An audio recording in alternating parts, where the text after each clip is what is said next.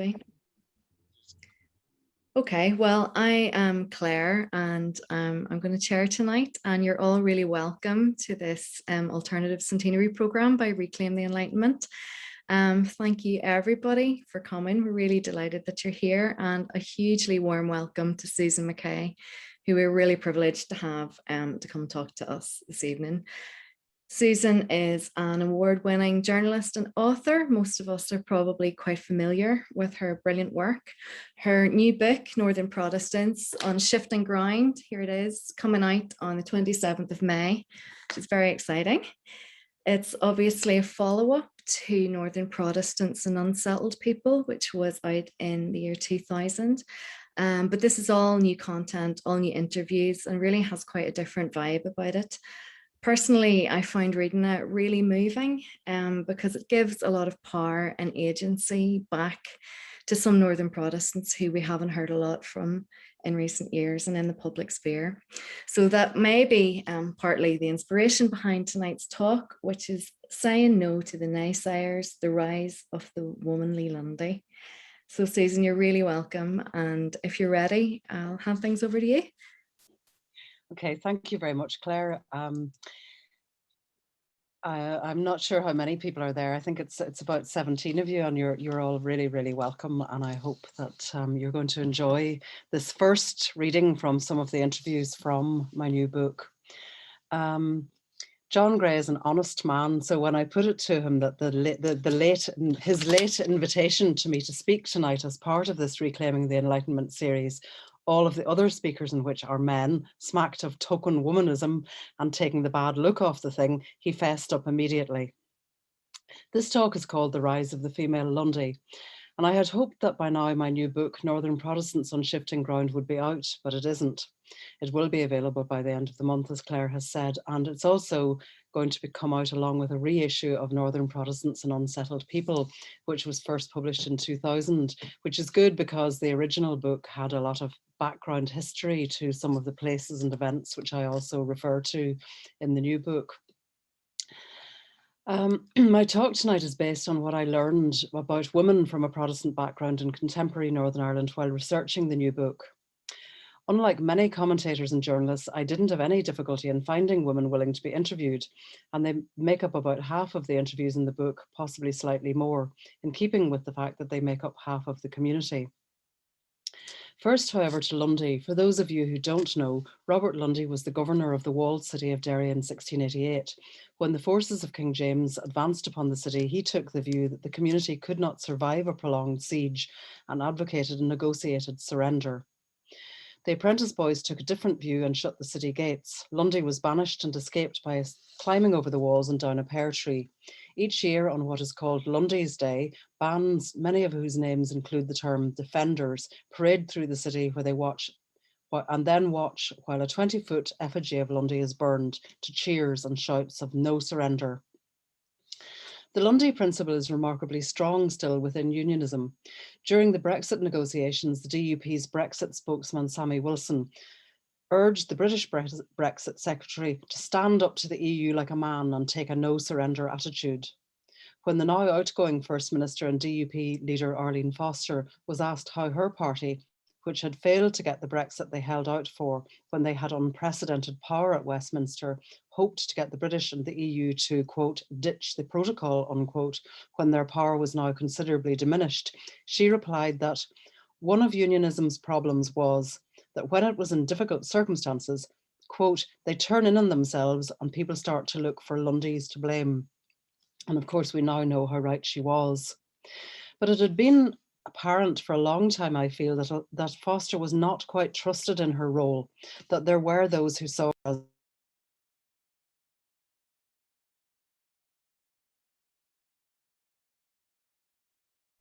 Susan, I think we've lost you there. Are you on mute?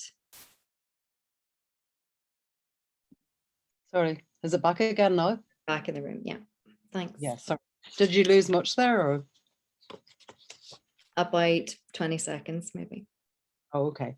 Well, I just was quoting Arlene Foster saying that one of unionism's problems was that when it was in difficult circumstances, Unionists turn in on themselves and people start looking to Lundy's to blame. And we now know, of course, how right she was.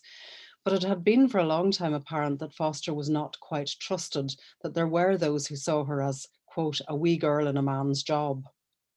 You need only consider that when she was anointed as leader by Peter Robinson, one of those behind her recent ousting, Edwin Poots, congratulated her as follows: "Of course, her most important job will remain as a wife, a mother, and a daughter." There was always a cluster of the big party men around her. They openly defied her authority, something that didn't happen to the Reverend Jane Paisley or to Peter Robinson. When traditional unionist men want to insult other men, they compare them with women. Here's just one example.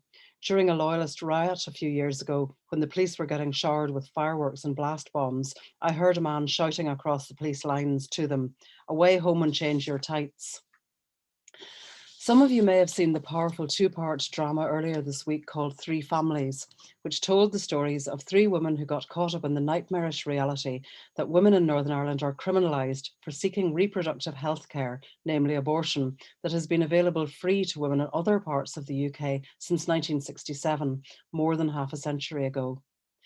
Thanks to sophisticated networking between feminists and the courageous British Labour MP Stella Creasy, abortion law was smuggled into British as Finchley, Northern Ireland via Westminster in 2019, while the executive was in its 3-year state of collapse. However, Ulster Unionist Health Minister Robin Swan has refused to commission the services the new law requires in order to function, while the DUP continues to attempt to scupper it. So I'm going to read you some extracts from interviews with women in Northern Protestants on shifting ground. And the first is with Ashley Topley, who describes how a personal tragedy of the kind I've just been talking about put her on her Lundy's path. "Once you start learning about injustices, you keep seeing them everywhere. And sometimes you'd love to go back and put your rose-tinted glasses back on," said Ashley. "But then equally, I feel like I'm able to make a difference and educate people in my circles now that maybe aren't aware of the way things have been, and hopefully open their eyes. I've lived in Portadown all my life. I had to go to the Church of Ireland and Sunday school and all that, but it just felt a bit false to me. It wasn't that I went all out to become an atheist, but by the time I was 20, I just couldn't do it anymore." My daughter Robin goes to the integrated school. She's learning about lots of different religions in her class. She mixes with Catholic children and Muslim children and children from families with no religion. My husband's an Orange man, but he's probably the most rubbish Orange man there is, because he's into integrated education and he's pro-choice and he's pro-equal marriage and he's all of those things they don't approve of. The area we live in now is mixed and we love it. The Protestant Catholic discussion doesn't feature in our lives at all. Ashley's life took a devastating turn in 2014. The experience has radically changed her and turned her into a prominent feminist activist. 6 years ago, I was pregnant with my first baby. Everything had been fine until we went for a 23-week scan on Valentine's Day. And then suddenly, instead of us going for breakfast to celebrate, we were being told by a consultant, "It appears that your baby has a fatal fetal abnormality." Ashley and her husband had to wait for 10 days for a second opinion. We shared a waiting room with people getting scans and coming out all excited with photos. The doctor confirmed the baby could not survive. I said, "Can I have a termination?" And she said, "I would sign off for you, but the approval has to come from your own hospital." That night, my husband and I talked for hours, and we decided that a termination would really be our only option, because I just didn't think I could go through with the pregnancy. But when we said this to the next consultant, they said, "Well, that's not going to happen. We don't do that here." I said, "What about the impact on my mental health?" And the reply was, "The psychiatrist's not signing off on it either." I said, "Are you telling me you've made an assessment of my mental health before you've even met me?" It was awful. I got very angry. Looking back, I think they were afraid in case they would be prosecuted because the Attorney General had just come up with some new thing that stillbirths and late miscarriages had to be investigated. The chill factor meant that medical professionals might be excessively cautious in their advice. So I just had to wait till the pregnancy naturally came to an end, which was 35 weeks. I tried to get on with normal life, but it was difficult because I was obviously pregnant, and people in Northern Ireland are friendly. When they see a woman with a bump, they want to know when you're due and what you're having. Mostly I just played along because I would have felt guilty ruining their day, and I hated that look of pity. I'm a totally different person now than I was then, and in a way I'm grateful for the experience because I lived a very naive life, you know. I had no idea what difficulties some people in Northern Ireland face. The first time I went to an Alliance for Choice meeting, I was bricking it. I walked into this room wearing jeans, a white vest top, and this coral pink cardigan, and I was platinum blonde back then too, and it was quite an edgy crowd. I was like, Ashley, you do not fit in here. Then there was talk about maybe going to prison for taking pills, and I thought, shit, I can't get arrested, and what am I doing here? But then we started talking, and I spoke up, and everyone turned and started to listen and said, we have to do something about this. They were brilliant. They didn't look down on me. They just accepted me. Ashley played a key role in bringing about legal changes that finally brought abortion legislation to Northern Ireland in 2019. The first thing I did was the judicial review with the Human Rights Commission. That was the start of the High Court proceedings. I was anonymous back then because I was afraid of my name getting out and the anti-choicers coming to my door and putting paint up on it. Being in the High Court was bonkers, but in my grief, I wanted to do good with the pain. I also wanted to make sure that nobody else had to go through what I did. Now that I've got 2 girls myself, I want to make sure they grow up in a world where they can make decisions about their own reproductive life without anybody dictating to them. Before all this, as far as voting went for me, it was always 1, 2, 3 DUP. That's all I knew about politics because that's Portadown. It's ingrained into you. That's all changed for me. The DUP just make me angry now, especially the women. It leaves a bad taste in my mouth that we got our rights from Westminster because our local politicians were not at Stormont. We should have got our rights because our own politicians responded to our years of campaigning. Now, when I go to vote, I read all the manifestos carefully. I just want a better life for my family, and whoever's going to give me that will get my support. Ashley told me that in March 2021, she was exhausted with anger when the DUP brought a bill to the Assembly to try to limit the abortion rights provided by the new law. Just 12 MLAs voted for women's rights to be upheld. It just feels like we're being punished again for being women, she said. A few days after the vote, the Secretary of State, Brandon Lewis, intervened and ordered the Northern Ireland Executive to implement the law. So I think it's really worth just focusing on that for a moment, the notion that only 12 MLAs voted for women's rights to be upheld in that vote. It's pretty shocking. One of the leading pro-choice campaigners in the North is Dawn Purvis, and she's also a woman who got pushed out of mainstream politics. So I'm going to read you some of her interview now. When the UVF shot Bobby Moffat and killed him in broad daylight on the Shankill in 2010, they killed the Progressive Unionist Party as well, said Dawn, who resigned her leadership of the PUP after the killing. She'd been chosen as his successor by party founder and its first leader, David Irvine. He died in 2007, aged 52. David Irvine always said the DUP would be responsible for the breakup of the union, and he's being proved right, she said. He said the DUP couldn't make Northern Ireland work. Again, in his words, he said the party just hated Taigs. History has shown us over and over again the British government don't care about anybody apart from the British government. So the DUP got into bed with the Tories and then they got sold down the Swanee. Our history just repeats itself. That destabilises loyalism. It has lost the sense of identity that it had at the time of the peace process. There's been no real positive leadership from the PUP for quite some time. It's remarkable to me that many who write and talk about the party make little or no reference to Purvis, the last of the party's leaders to attempt to realise Irvine's radical vision, nor as to why she failed. Billy Hutchinson was elected to the first Northern Ireland Assembly alongside Irvine. Hutchinson's recently published memoir scarcely mentions Purvis, but conveys scepticism about her given reason for resigning, and implies that she didn't direct the party's political will strongly enough. According to his account, David Irvine's brother Brian stepped in as leader and tried in vain to steer the PUP ship back into steadier waters, but the brand had become confused. No one was sure exactly what the PUP was anymore. Purvis continued, so loyalist working class communities are looking to the DUP for direction and for leadership, and I don't really think it's coming. When Brexit happens, it's going to be an unmitigated disaster. I think that what we're looking at now is the beginning of the end. I think you'll see Scotland having their independence referendum, and you'll see a border poll in Northern Ireland and in Ireland, and it doesn't bode well for unionism. The British government are fed up with this squabble in their backyard, and they'll do whatever it takes to get rid of it. And the DUP isn't preparing people. If we have Scotland for the Scottish, England for the English, Wales for the Welsh, That leaves the last remnants of the Brits in Northern Ireland for the British. What does it mean? What does it mean when that happens for people who hold on to this notion of identity that they can't explain, but it's something that they have to hold on to, like somebody's trying to steal it from them? Purvis is from the south inner city of Belfast and still lives there. There was the UDA and there was the UVF, and she sort of knew who these people were. There were women involved too at that time. Yet I had a very happy childhood. Mum was a single parent in the late 60s. She was seen as a fallen woman. She worked hard, looked after us well. We were latchkey kids, reared in the streets.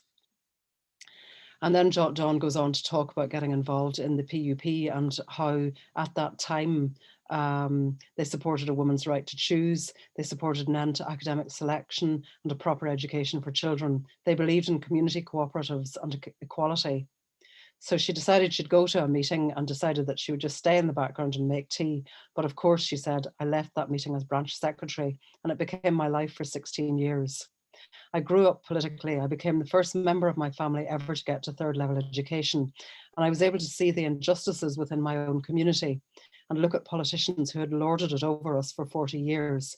I'd never seen our local unionist MP, Martin Smith. Smith, who was also a Presbyterian minister, was the Ulster Unionist Party MP for Belfast South from 1982 to 2005. I didn't have a great interest in electoral politics, Dawn said. My focus was on party structures, development policy, growing the number of women within the party. At Queen's, I was learning about the welfare system. I became a quality spokesperson for the party, and we developed policy on gay and lesbian equality, and we were doing progressive things.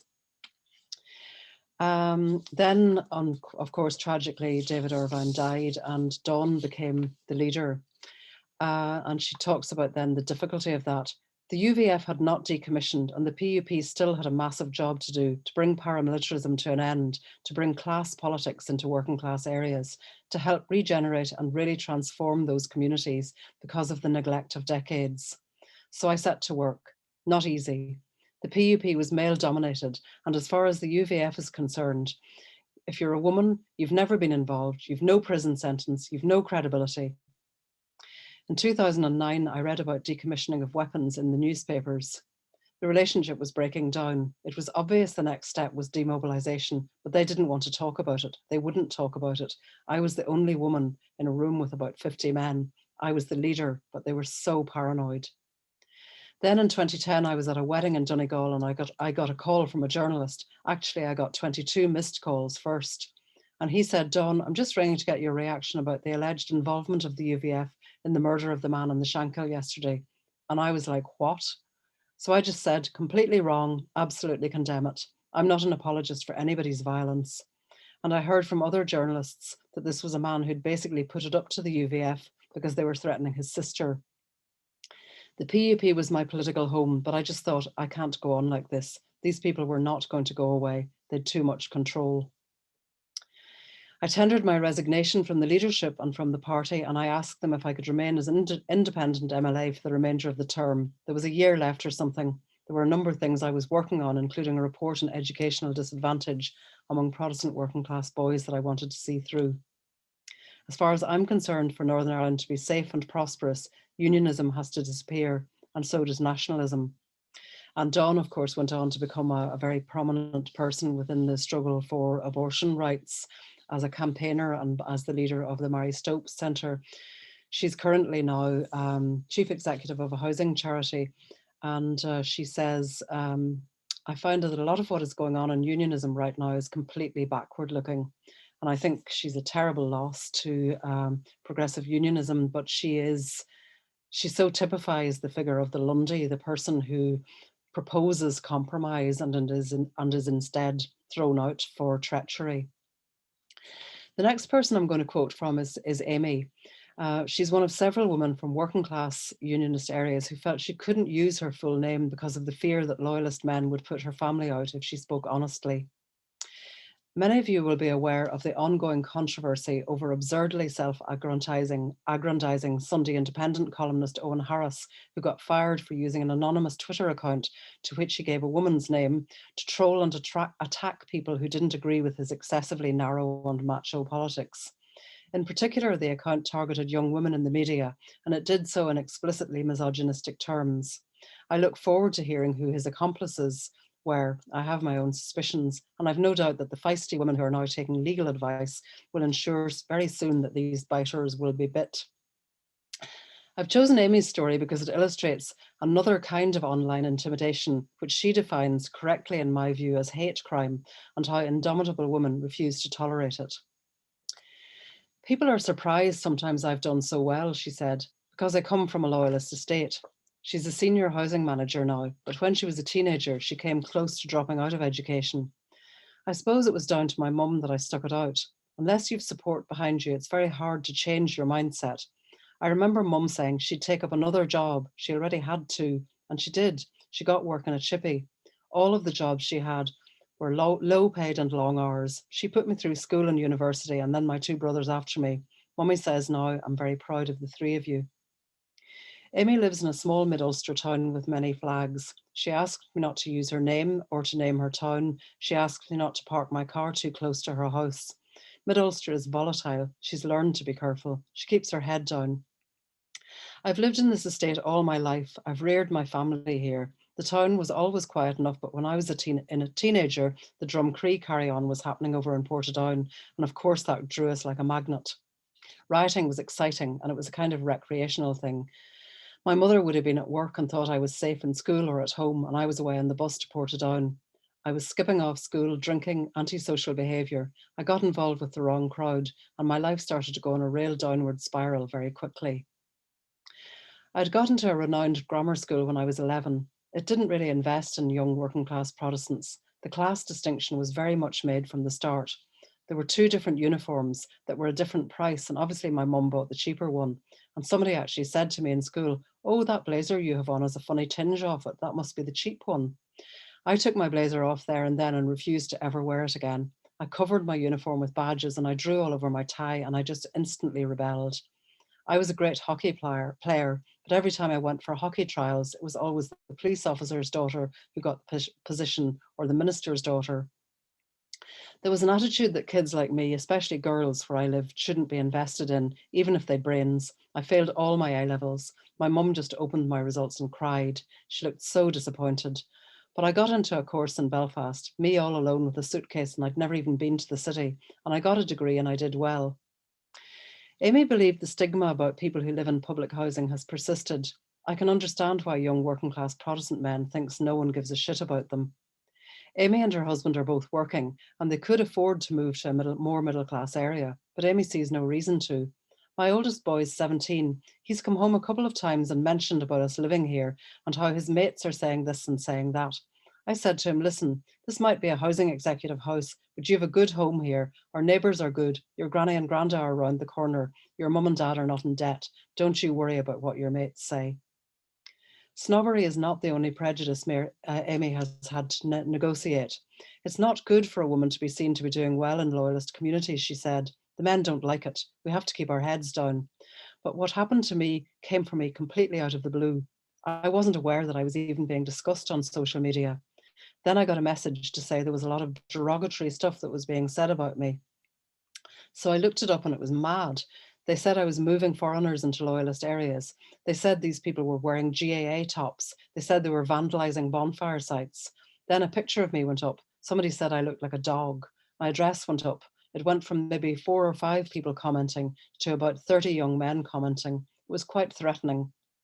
I started to look at their profiles and photos, and I realized I've lived here all my life, but I didn't even know who they were. They were all just like keyboard warriors. Then one day I was walking down the street, and this young guy actually said to me, "Hey Amy, how are you doing?" And it was one of them. And then I saw another of them serving at the filling station out on the road, and I shouted at him, "Are you the wee fuckers been targeting me online? Say it to my face. I'm standing here now. Come on." He near shit himself and he walked away into the garage. I went down to the police one morning after something really bad went up, and I was very, very worried.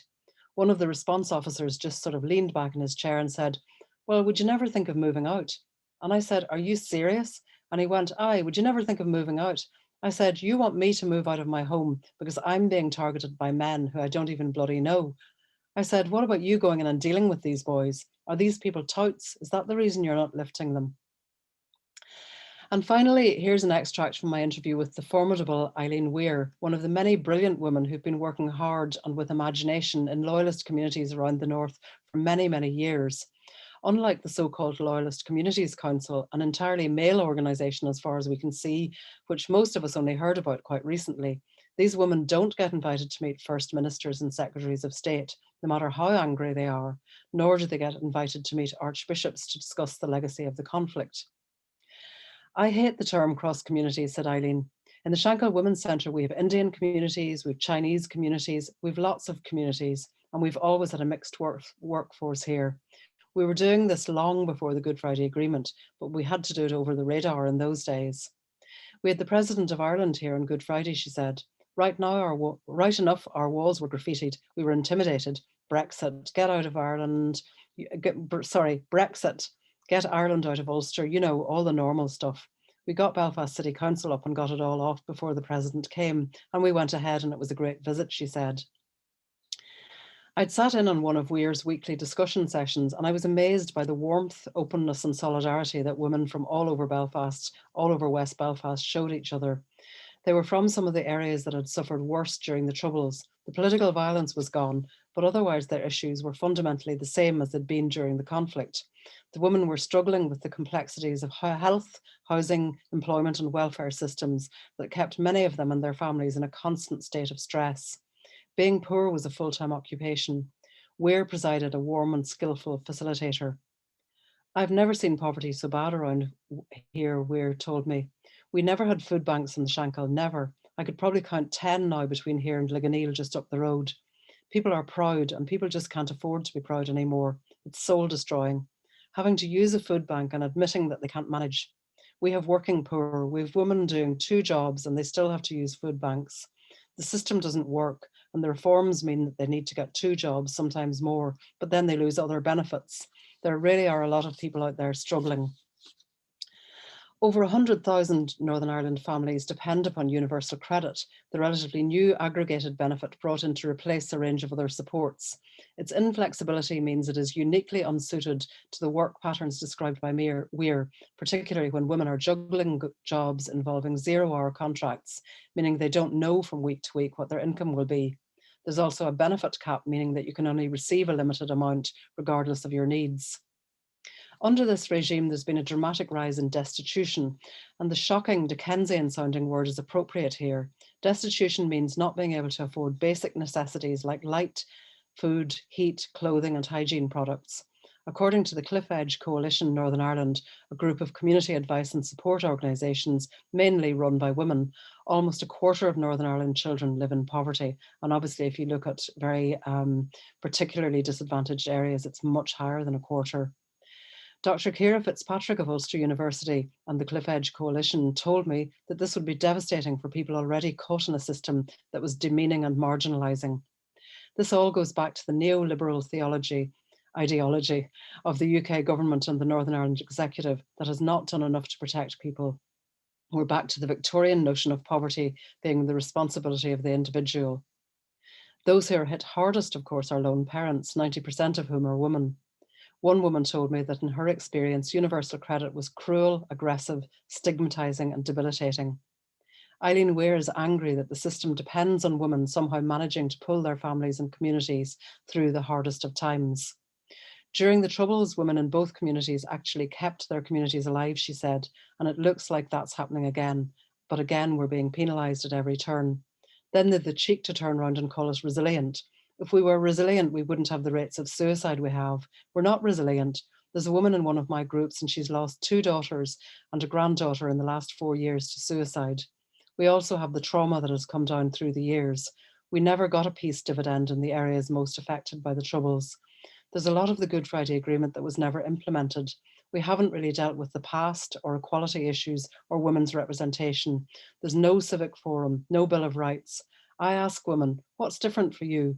And one of the things they say is, we fear our own community now more than the other. There's a dictatorship within our own communities. A lot of people don't want to be bothered doing things anymore. They've had enough. So a small minority, many of them ex-paramilitary men, claimed to speak for the community and they kept control. Funders supported them without asking questions and people were afraid to challenge them. That's something I do. I challenge them. If it's an all-male platform, I stand up before it starts and ask them where the women are. I think working class women are streets ahead of anyone else when it comes to changing this place, but we're not getting any recognition for it. Feminists have long realised that they're seen by mainstream unionism as outsiders whose demands must be resisted and ignored, and that therefore they are like Lear's children in John Hewitt's fine poem, so that they still have no country to call their own. This is where you suddenly find that the last page of your paper is gone. In 2019, the feminist unionist Sophie Long tweeted a quote from Rebecca Johnson, the founding chair of the International Campaign to Abolish Nuclear Weapons, which won the 2017 Nobel Peace Prize. And she said, "As a woman, my country is still being formed by millions of feminist peace builders, sharing power and working for disarmament, peace, justice, and yes, control over our own fertility and our sexuality and over our minds and bodies." Women who have contorted themselves to fit into Northern Ireland's tight, fundamentalist and patriarchal structures have not thrived. Women do better rebelling on our own terms, creating our own alliances across the lines.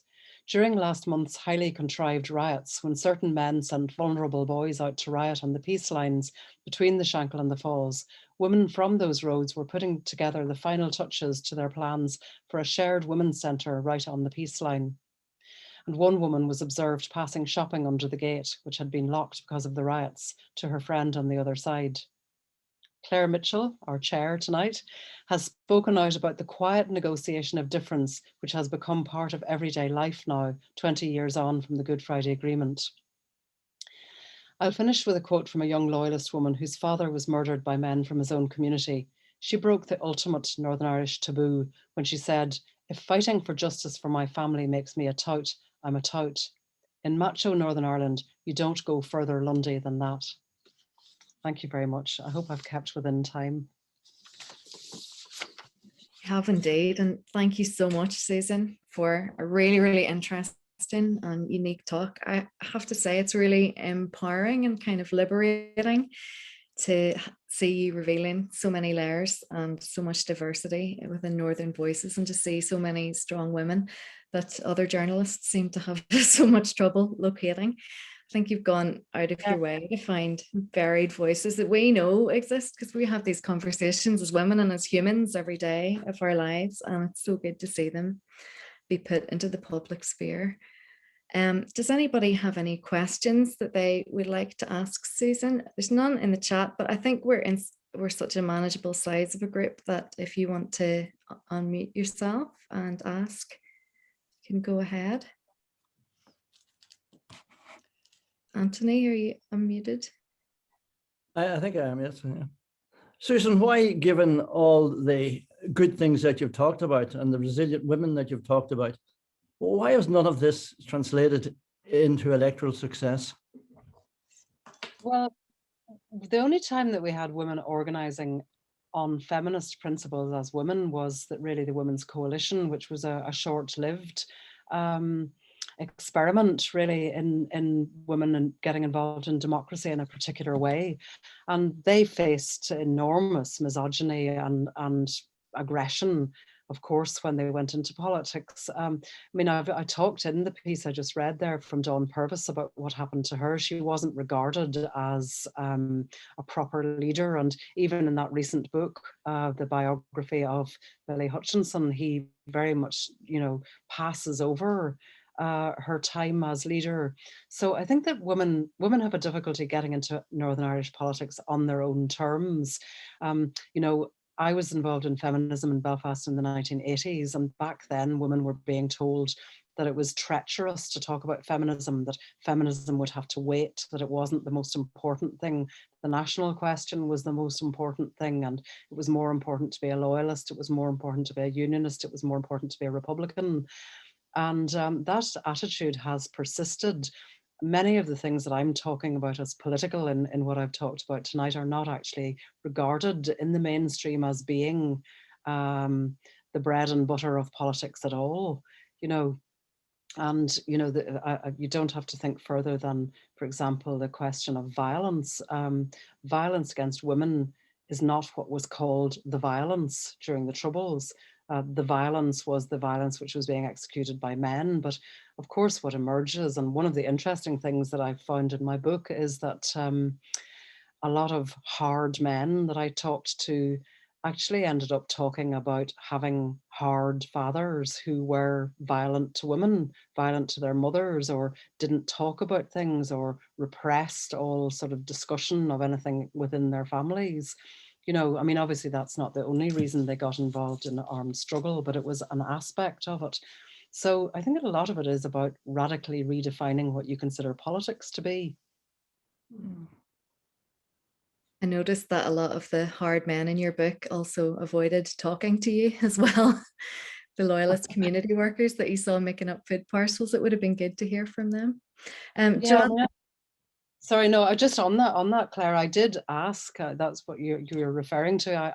I'm very, very conscious, having been a reporter for many years, that loyalists will constantly come up with this thing that the media never shows us in a good light. The media always presents us negatively. So when I saw during lockdown that a lot of very loyalist organisations in places like Carrickfergus and Larne were getting involved in doing food parcels for the elderly and so on, I asked if they would speak to me, and they just said no.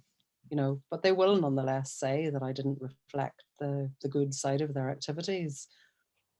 hard to win. John Linus has a really interesting question in the chat, and he is asking if you find any manifestation of like women in the North making a common cause with women in Scotland or England or the rest of Ireland. It is a really good question, and yes is the answer. I mean, I mentioned in the piece there the way that Ashley Topley had got involved in the feminist movement around abortion rights, and how the abortion legislation was actually brought to Northern Ireland by means of, you know, campaigners, some of whom had been working for decades on trying to get abortion into Northern Ireland. They joined forces with British Labour MPs, notably Stella Creasy, but also with campaigners in England and Scotland and Wales. But apart from that, there's also the fact that a lot of, you know, there's a whole, something like 30% of people now don't identify with being either unionist or nationalist in Northern Ireland. And a lot of those are young women. And they're identifying, as Claire knows very well as well, with you know, global movements. It's not just with say English feminism or Scottish feminism, but they're interested in climate justice. They're interested in international feminist movements like Me Too. They're interested in climate justice in, you know, the south of the world. You know, so there's a lot of young people who identify with the kind of politics that Lyra McKay represented, you know, which isn't concerned with whether you're Catholic or whether you're Protestant or whether you believe in a united Ireland or whether you believe in the United Kingdom. One woman said to me, and I thought it was a brilliant quote, she said, talking about the national question now is like talking about a border poll now is like a 20th century answer to a 21st century question. You know, as far as she was concerned, the 21st century is all about saving the world. It's not necessarily about whether we have a border in the sea or a border across the country. But of course, lots of feminists are involved as feminists, as unionists, or as nationalists as well. I find it amazing, all the busloads of women from the north and the south going down to campaign, and then vice versa around the time of repeal. Marie, you have your hand up. Yes, hi, Susan. It's always good to hear you talk. I always find you very inspirational. As you know, I've been around for a long time. I was a founder member of the Shankill Women's Centre. You know, I'm Catholic, regard myself as Republican, also lesbian. So I have never viewed politics as being orange and green or nationalist and unionist, and have fought very hard, both within loyalist communities and within the Republican community, to actually state that case.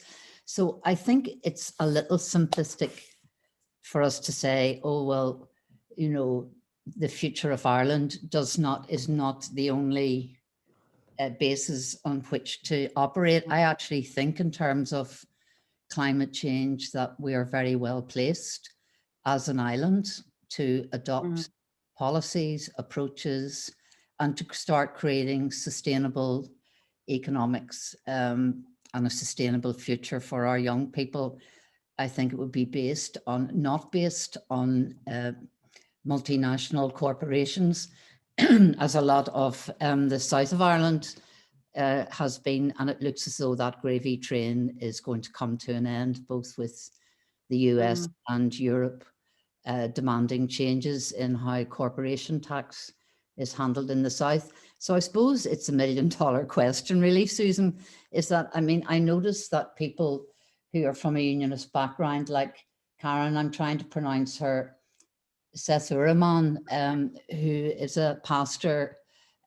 She was reared in an evangelical tradition, and they told her because she was a woman, she couldn't be, you know, I don't think ordained is the right word for it, but actually she couldn't be a pastor. So she had to change the congregation that she was in. Now she's a great advocate of what I would call queer rights as well as feminist rights. And she's asking for a citizens' assembly on Ireland's future. And I suppose that there's very few people in my experience now who talk about a united Ireland in that way. That was a 20th century aspiration. But certainly, I think the Northern Ireland state is a failed state. It has failed economically. It has failed educationally. As someone who's a teacher by trade, it is shameful for me to see that we have got the worst education system in Western Europe, with the highest rates of illiteracy.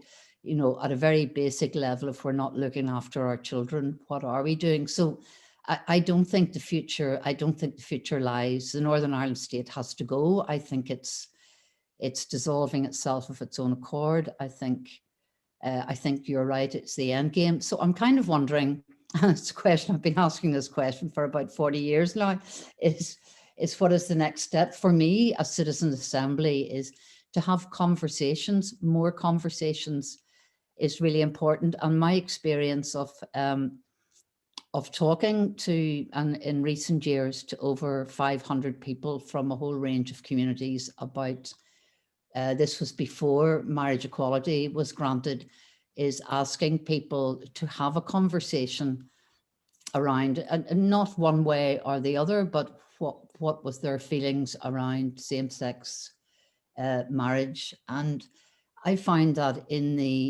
what would be largely the Protestant Unionist community, they weren't having these conversations at home. They weren't having these conversations in their churches, whereas in the sort of Catholic nationalist community, people did have conversations. And I'm wondering, have you any thoughts on what a Citizens' Assembly on an all-Ireland basis would be like? Would it be useful? Or do you have an alternative for moving the agenda forward? Good question. Yeah, I think that was very long-winded, Susan, sorry. No, I mean, everything that you say is always really interesting, Mary. I think that the centenary, it certainly is an absolutely incredible situation that as we enter into this centenary of Northern Ireland, both of the major unionist parties are in complete disarray and are without leaders.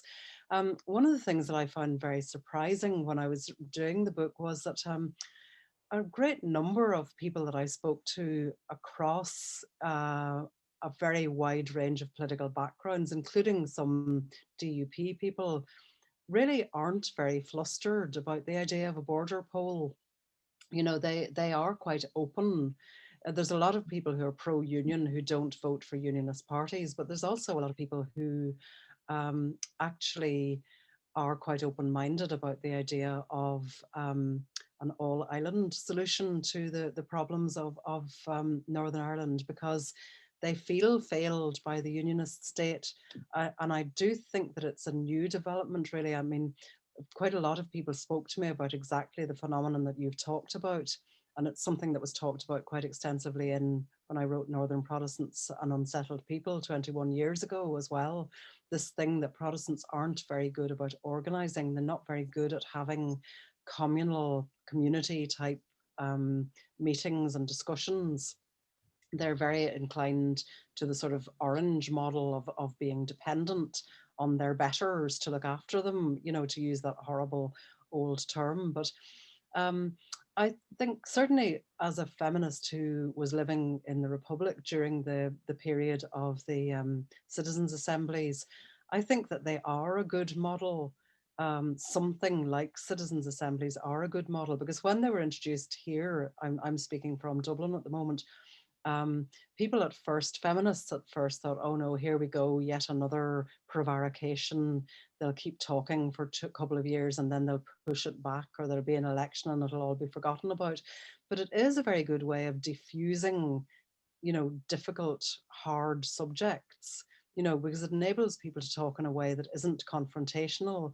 And that's so important in terms of Northern Ireland, because we do confrontations like nobody else does them, you know, and they go nowhere good ever. So yeah, I think citizens' assemblies are a good model. And I think that it's really good to see someone like Karen Sethuraman, who is she's actually in the book. I have an interview with Karen in the book. And she's a Lundy, she's a full-blooded Lundy, and she's making fantastic creative use of it. You know, she's not allowed to practice by the Irish Baptist Church, so she's now registered with the Baptists in England, and she sees herself as a pastor in the streets. You know, so she sees things the opposite way of the way that the establishment see them. The establishment of the churches are lamenting that nobody seems to be going to church anymore. She's delighted that people have a religious sensibility. So, you know, she's a really radical woman, and I think she's a force for good. Thank you, Susan. Yeah, thanks, Susan. Lorraine, in the comments, really enjoyed your talk and has a fascinating question, which is, have you ever thought about writing about Northern Catholics? Well, no, I haven't, because, well, I do. I mean, as a journalist, I've interviewed many Catholics, and I've written about many stories which don't have any Protestants in them. But I sort of feel that as a person from a Protestant background, I have a deeper understanding of the Protestant community, and I've a deeper understanding of how difficult it is to eradicate one's own sectarianism, and how significant it is to try to do so.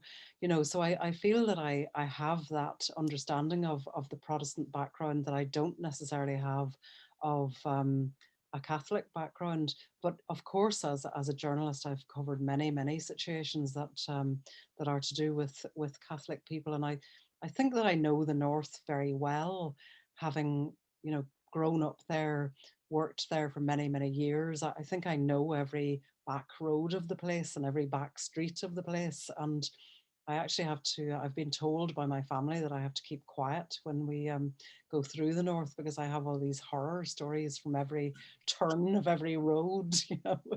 So I'm told to keep my mouth shut. But there are people who write very good books about the Northern Catholic experience, and there are people working from within the Catholic community who are promoting the same kind of Good Friday Agreement, vigorous reconciliatory, anti-sectarian projects that I've written about in the book.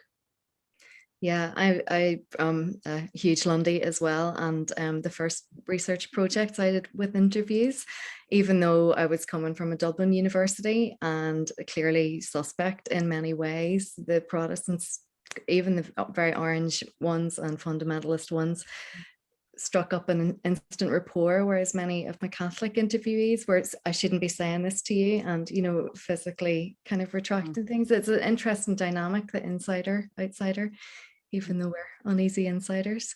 Elizabeth Byrne, you had your hand up. Do you have a question?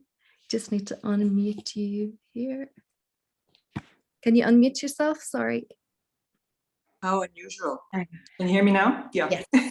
I'm kind of new to Zoom. Everybody else is getting off it and I'm just getting on it. So forgive me for all the technical things. Yeah, I loved what you said, Susan. Very interesting. I thought when you were talking about about you know, women from a Protestant background, I was thinking about the women that I knew when I was part of the Women's Coalition, like May Blood and Pearl Sager. You know, Pearl wouldn't have been very much to the fore. I mean, much, but May was very, very vocal and very articulate and witty and all of those things that helped in putting things forward. But even May, who had been a trade unionist and part of the labour movement for her whole life, resisted getting into party politics because she felt it was tainted, that it was dirty stuff. And even though she did obviously become part of the Women's Coalition. But I loved what you said. I love looking at why women are praised, what they're praised for, because I think that's very indicative of what people want us to do and what they don't want us to do. And I think resilience is one of those things that they want us to keep on trying, keep on going, never give up, but never get what we want. And I think that's something you want to avoid at all costs. But and women's credibility all being attached to things like you've never been in prison, you've never been a combatant, you know, you can't possibly have any credibility. You know, keeping homes together, working 3 jobs, putting your children, making sure your daughters and your sons get educated. That's not considered to be good work. You know, that's not considered to be, you know, praiseworthy or magnificent, which it is, in my view. And I was just thinking when you were talking about that, I was at a play about a year and a half ago, possibly the last play that Roma Tumulty was in, and it was about, and forgive me for not remembering the name, but it was a wonderful play put on in the Duncairn Centre in the Antrim Road. And it was about the burning of, I think it was it Bombay Street? It was harking back to that time. And it was about a young woman who had got into a relationship, got pregnant, had to put her child up for adoption, and the repercussions coming 20 years later. Now, I went out to the pub with my friends afterwards, and they were all pretty doughty women. But we had a very, very heated discussion where some of my friends said, it wasn't about that. It wasn't about men and women having relationships and, you know, children being born and messy circumstances coming up. It was about, you know, it was about war.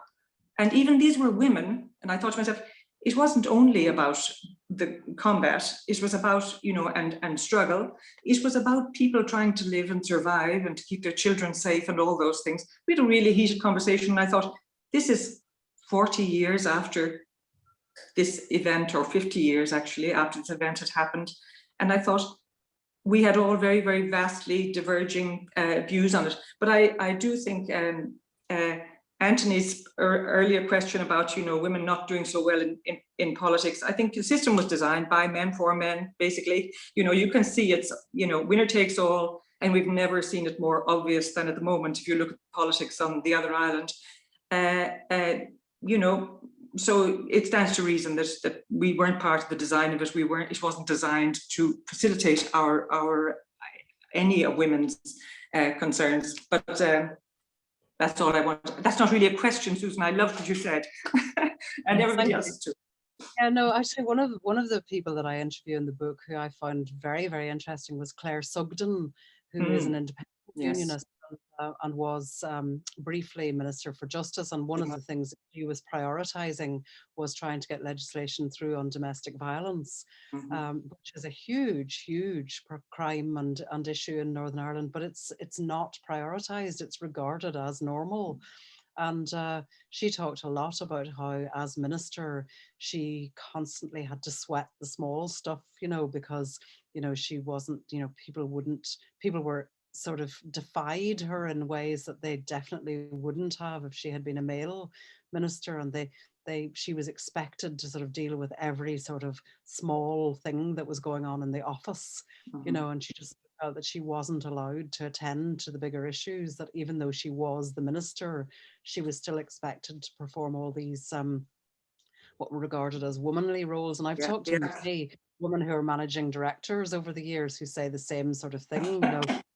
I remember working on a newspaper with where the managing director was this incredibly competent, brilliant woman, and she told me that one of the male editors had passed her in the corridor one day and asked her if she knew where the toilet rolls were kept. Purely on the basis that she was a woman, apparently, you know.